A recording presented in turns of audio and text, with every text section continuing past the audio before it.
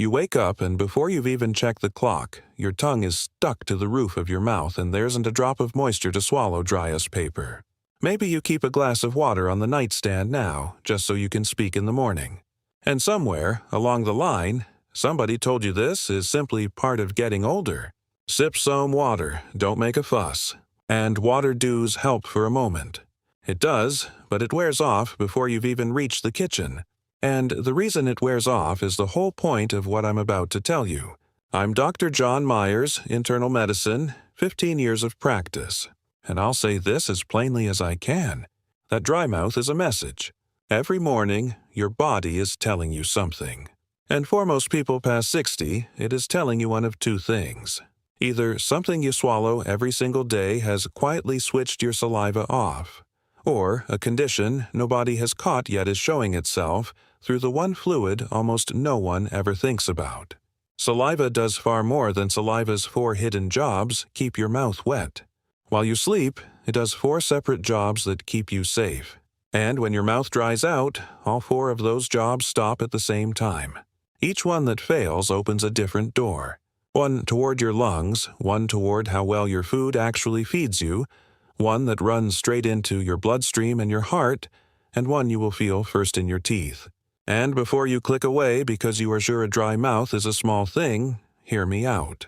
In a large study published in Scientific Reports in 2021, older adults with dry mouth had a measurably higher risk of dying in the years that followed than those without it. Now, a study like that cannot prove the dry mouth caused anything, but it is picking up on something real. Dry mouth tends to travel with everything I am about to show you, all of it stacking up in the background while people keep calling dry mouth nothing. By the end of this, you will be able to read your own dry mouth the way I do, what each version of it is warning you about, which of your own medications is the likeliest culprit, the exact words to say to your doctor so it finally gets taken seriously, and what genuinely brings your saliva back because it is almost never another glass of water. There is also a 2-minute check you can run tomorrow morning before your feet even hit the floor that has told me more about a patient's real risk than almost anything else I do. I will give it to you, but it only works once you understand those 4 jobs. So, let's start there. And this is really the heart of everything I do now. After all these years, what I care about most is helping people stay strong and independent well into their 70s, their 80s, and beyond, instead of slowly surrendering their health to something they never saw coming. So, I took everything I tell my own patients and put it into one simple plan. How to eat, the daily habits that actually protect you, the warning signs never to wave off, all of it in one place. It has already helped thousands of people live their best life after 60. If you'd like it, the link is right there on your screen. You don't need to write anything down or remember a thing. It's all waiting for you whenever you're ready.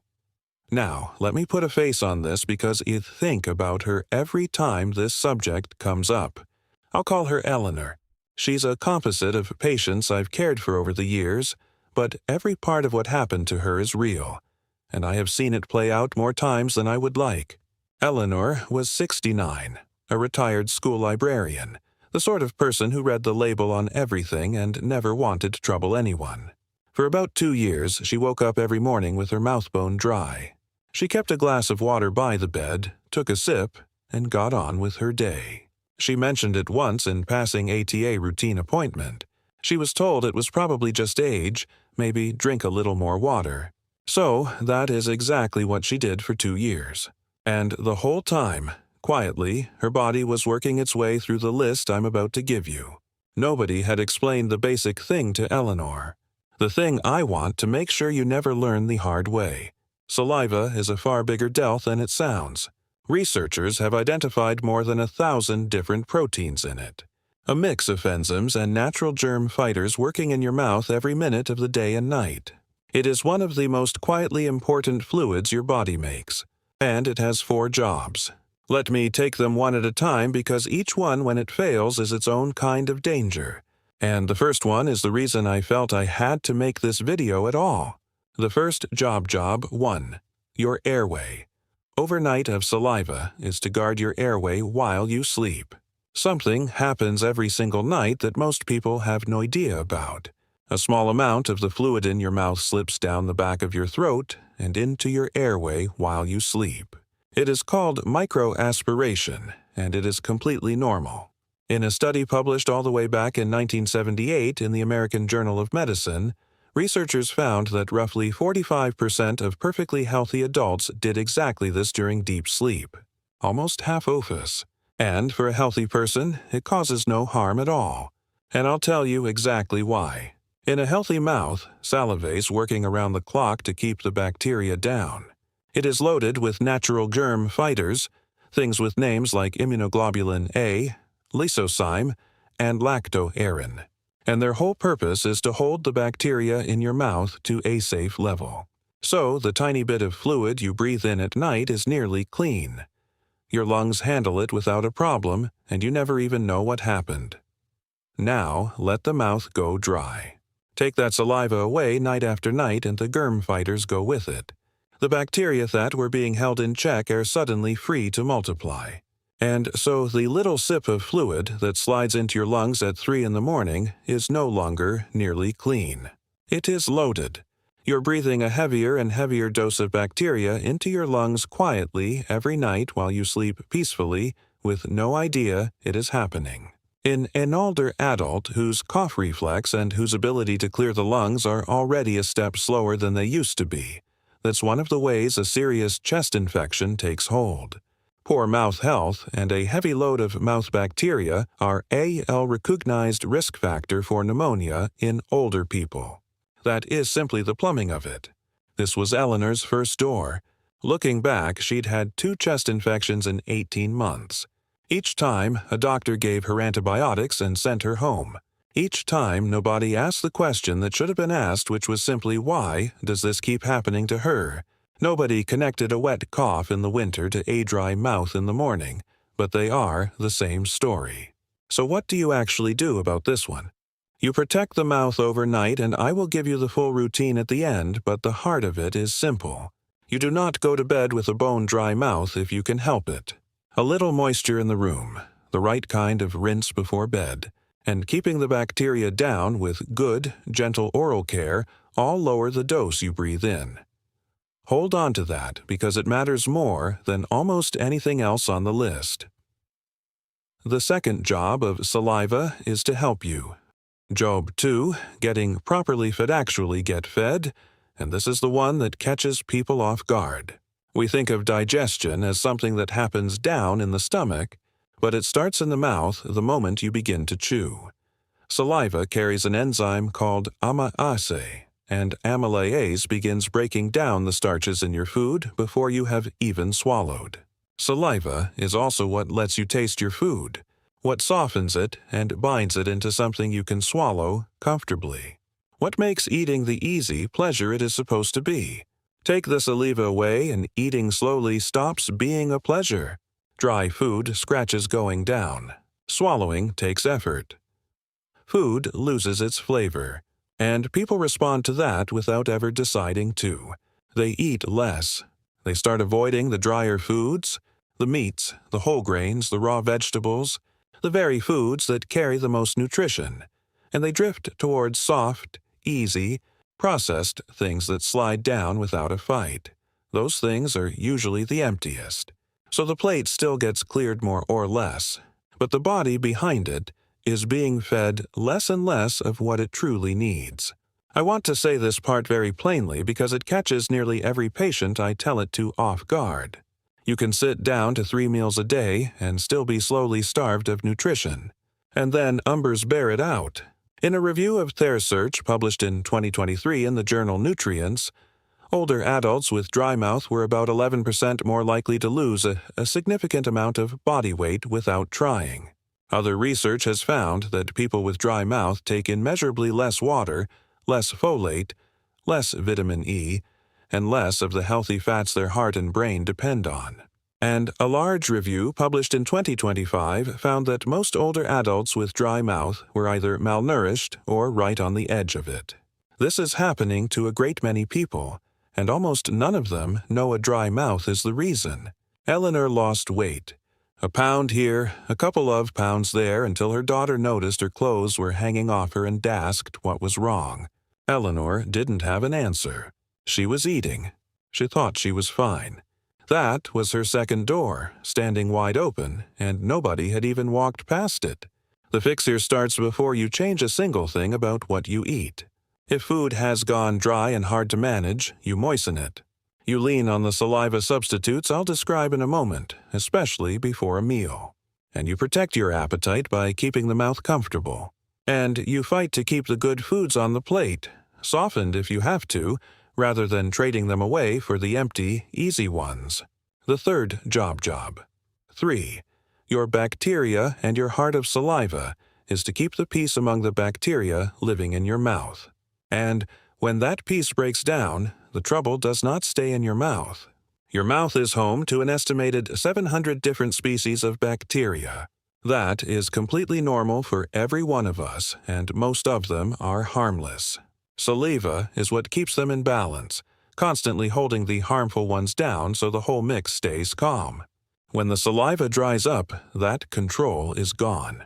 And the species that Dory'll damage, the ones behind gum disease and tooth decay with tongue, twisting, names like Streptococcus mutans and Pheromonas gingivalis, are exactly thiones that surge.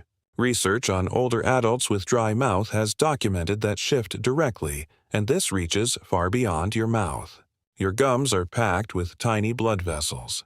When they are inflamed and bleeding, which is what happens as these bacteria take over, something as ordinary as brushing or chewing can push those bacteria out of your mouth and into your bloodstream. Once they are in the blood, they travel. This is well established, not fringe science. Mouth bacteria in the bloodstream can settle on a heart valve and cause a dangerous infection called endocarditis, which is exactly why your dentist asks about your heart before certain procedures.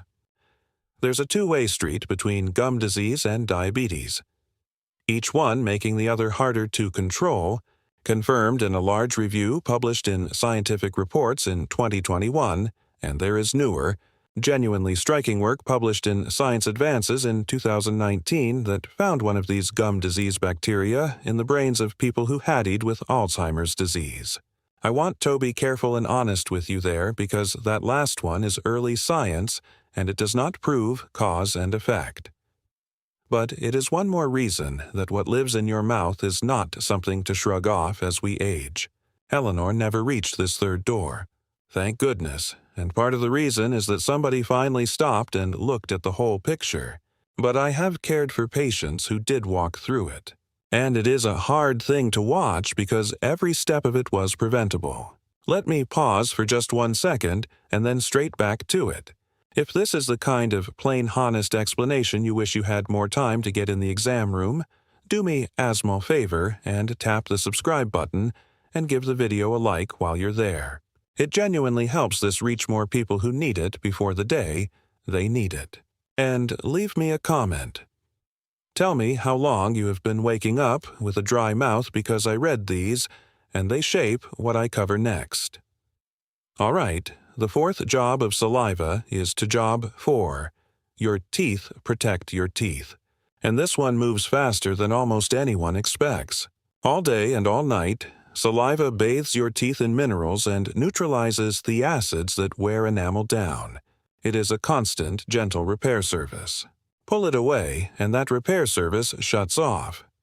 This is why dry mouth can bring on a wave of aggressive tooth decay in someone who's brushed faithfully their entire life, and even in someone who wears dentures, which I will come back to because it surprises people. Dentists sometimes watch a mouth deteriorate over a matter of months and know before they ask a single question that they are looking at a dry mouth. The teeth are often the first place the whole problem becomes visible, and by then the other 3 doors have usually been open a long while. The protection here is straightforward, and I will fold it into the plan. Keep the mouth moist, use the right rinse, lean on fluoride, and do not skip the dental visits because your dentist may catch this before your doctor does. So those are the 4 jobs and the 4 doors that swing open when saliva fails, which leaves the question that actually changes your life. Why did Why your saliva? Quit your saliva, quit in the first place. Because that is the part you can do something about. And for the great majority of people over 60, the answer is sitting in a cabinet in the kitchen or the bathroom. It is your medications. This is the most common cause of dry mouth there is by a wide margin. According to the Cleveland Clinic, more than 500 different medications list dry mouth as a side effect. 500, and they're not obscure ones. They are among the most commonly prescribed drugs in this country. Blood pressure pills, antidepressants, antihistamines for allergies, water pills, bladder control medications, and sleep aids. If you are over 60, there is a very good chance you take at least one of these, and a lot of people take several. These medications have one property almost nobody explains. Their effect stacks and it stacks faster than you would expect. A certain group of them, a class doctors call anticholinergics, are especially good at switching off saliva. And two of them together can dry you out more than twice as much as one on its own. In a study published in 2024, older adults taking these kinds of medications were far more likely to have genuinely low saliva flow than those taking none. And the more of them a person was on, the worse it got. Doctors have a phrase for this total load. They call it your combined anticholinergic burden.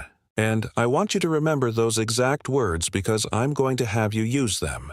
There is also a threshold worth knowing. Once you are taking 5 or more medications of any kind, something we call polypharm pharmacy, your risk of side effects like this climbs sharply, and it becomes genuinely hard for any one doctor to keep track of how they all interact. This was Eleanor's real answer, when someone finally sat down and went through her list. She had been on several medications for years, 3 of which on their own were mild. Together, they had been drying her mouth out for 2 solid years, and not one person had ever looked at the combination. But medications are not the only reasons a leva quits. And this is where you get how to read your own dry mouth the play detective, because the exact flavor of your dry mouth often tells you which other door to check. So, let me hand you the readout. This is how you read your own dry mouth. If your dry mouth is worst first thing in the morning and settles down through the day, that points toward mouth breathing at night and often towards sleep apnea, where the airway keeps collapsing during sleep. In one study, about 45% of people with sleep apnea woke up with a dry mouth, compared with about 20% of people without it. If that sounds like you, especially with snoring or daytime exhaustion, ask about a sleep study. If it comes with getting up over and over in the night to urinate, that pairing is one of the classic early signs of high blood sugar. The extra sugar pulls water out of your tissues, which dries your mouth and keeps filling your bladder. Ask your doctor for a simple blood sugar test. The one called an A1C, pair a dry mouth with dry, gritty eyes, the feeling of sand in them, and you are looking at the fingerprint of an autoimmune condition called Sjogren syndrome, where the immune system attacks the very glands that make your tears and your saliva. It is far more common in women. About 9 out of 10 people who have it are women, and it usually surfaces in your 50s and 60s. It's very treatable, but it has to be named first. A metallic taste or breath that starts to smell faintly of ammonia is a more serious pairing, and it can be a sign the kidneys are struggling to clear waste the way they should. Don't panic over it, but do get your kidney function checked. And a dry mouth alongside leg or foot cramps can point to your electrolytes being out of balance. The sodium, potassium, and magnesium your body runs on. That one matters a great deal because a bad enough imbalance can affect your heart rhythm, and it is more likely if you take water pills. Get your levels checked. You see what is happening here? Your dry mouth is information. It is one of very few warning signs your body hands you that you can actually read yourself at home for free before a single test is ever run. Now, let me answer the 3 things I know some of you are thinking because I hear them in my office all the time. The first, some of you are thinking, my doctor said it's just the questions everyone asks aging. With respect to your doctor, that is almost never the real answer. Truly, age-related dry mouth all on its own is far less common than people assume. Persistent dry mouth is nearly always caused by a medication, a medical condition, or both.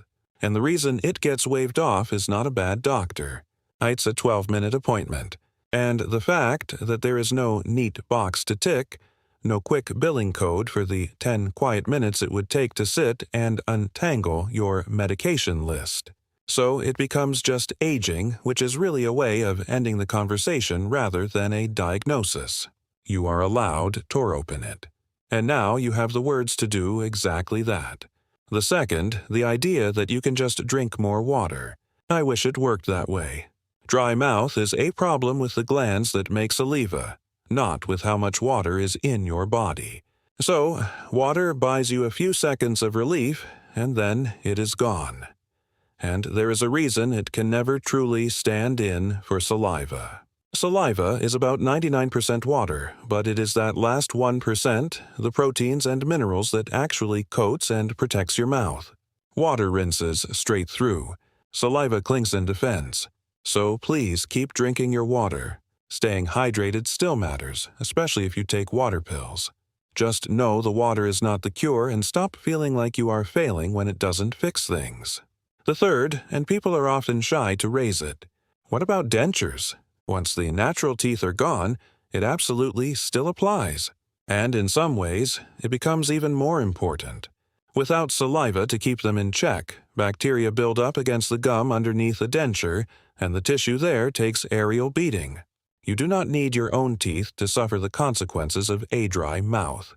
If anything, you have to guard against it all the more carefully. So, let me bring you back to Eleanor, because her story does not end with a glass of water on the nightstand. What finally turned it around was almost embarrassingly simple. At one appointment, her daughter came along and she asked the question Eleanor had never thought she was allowed to ask.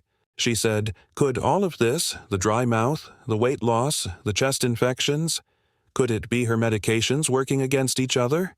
And that one question changed everything.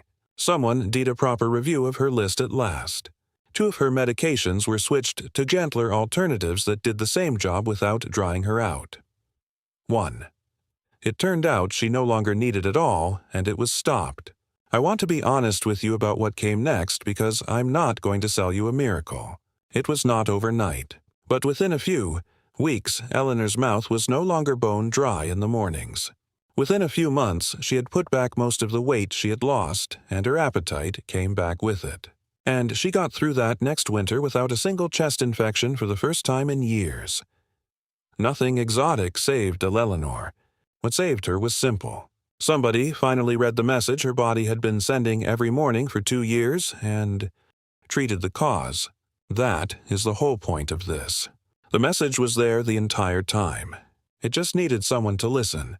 So, let me leave you with exactly what to do starting tomorrow. What to do tomorrow morning. None of it is complicated, and most of it is free. First, the 2-minute check I promised you. And I want you to actually do this one because it has told me more than almost any test. Tomorrow, before you get out of bed, before you reach for that glass of water, just notice, is there any saliva in your mouth at all? Is what's there thin and watery, or thick and stringy? Is there any strange taste or smell? Can you swallow without needing a sip of water first? Do that for a few mornings, and write down what you find because that is real information your doctor can use and it takes the guesswork out of the conversation. Second, do a medication audit. Write down everything you take, prescription and over-the-counter, every last one. Then bring it to your doctor or your pharmacist and say these exact words. I would like a review of my combined anticholinergic. And if you take 5 or more medications, ask specifically whether any of them can be adjusted. Those words tell them you know what you're talking about and they change the whole conversation. Do not ever stop a medication on your own. This is a conversation, not a decision you make alone in the kitchen. Third, protect your mouth day and night. Keep sipping water, but add the things that actually work. Chew sugar-free gum sweetened with xylitol, or let a sugar-free lozenge dissolve slowly to coax the glands back to work. Use an alcohol-free rinse made for dry mouth and skip the ordinary mouthwashes with alcohol in them, because alcohol only dries you out further. Keep crunchy, water-rich foods like carrots and cucumber on your plate because chewing itself brings saliva up. There are also over-the-counter saliva substitutes, sprays, and gels that can genuinely help, especially before meals and at bedtime. And run a cool mist humidifier in your bedroom kept somewhere between 30 and 50% so you are not breathing dry air all night long. Fourth, read the signal and take it to the right place. Worst in the morning, look into sleep apnea. Waking to urinate, get your blood sugar checked. Gritty, dry eyes, ask about sugars. Hematalic taste, get your kidneys checked. Leg cramps, get your electrolytes checked. And if the dryness is severe and none of this is enough, there are prescription medicines that can switch the glands back on. Your doctor decides whether they are right for you. And know the true emergencies because they are rare, but they matter. Dry mouth with real trouble breathing is an emergency room right now. White patches inside the mouth that don't wipe away can be a yeast infection, so see your doctor promptly. Dry mouth with sudden confusion, weakness, chest pain, or a racing heart. That is a call to 911. Those are the lines that mean stop what you are doing and pick up the phone. That is the whole picture. That dry mouth you have been brushing aside every morning is one of the most honest signals your body has. And now you know how to read it. If this helped you understand something nobody had taken the time to explain, take a second to subscribe, tap like, and leave a comment because it truly helps me get this to more people who need it. Look after yourself. Pay attention to what your body is quietly telling you, and I'll see you in the next one. I'm Dr. Charles S. Maudlin. Take good care.